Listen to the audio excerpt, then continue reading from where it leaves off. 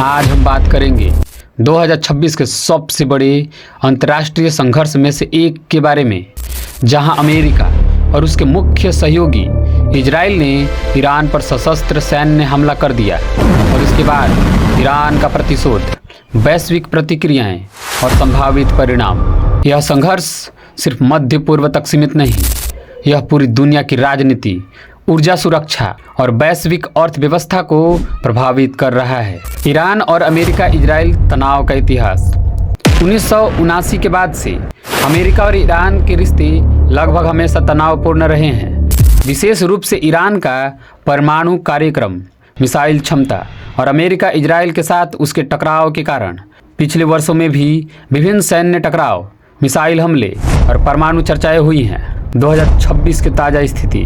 28 फरवरी 2026 को इजराइल और अमेरिका ने एक बड़े संयुक्त अभियान ऑपरेशन लायंस रोवर के तहत ईरान के कई सैन्य और प्रशासनिक ठिकानों पर हमला किया। इसमें विमान, मिसाइलें और बमबारी शामिल थी। ऑपरेशन लायंस रोवर क्या हुआ?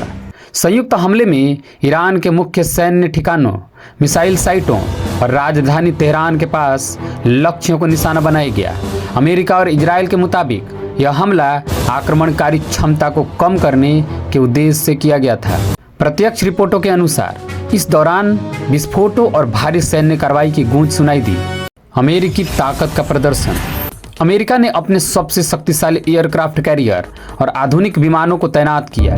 ईरान के सर्वोच्च नेता पर दावा, हत्यारोप। कुछ रिपोर्ट्स में दावा किया गया कि ईरान के supreme leader ayatollah Ali Khamenei इस हमले में मारे गए, जिसकी पुष्टि भी हो चुकी है। ईरान की प्रतिक्रिया। ईरान ने जवाबी कार्रवाई करते हुए इजराइल और खाड़ी में स्थित अमेरिकी ठिकानों को मिसाइलों और ड्रोन से हमला किया। इससे मध्य पूर्व में तनाव और बढ़ गया। कई देशों के एयरबेस और नौसैनिक ताकतें सक्रिय हो गई। संयुक्त युद्ध बढ़ता है।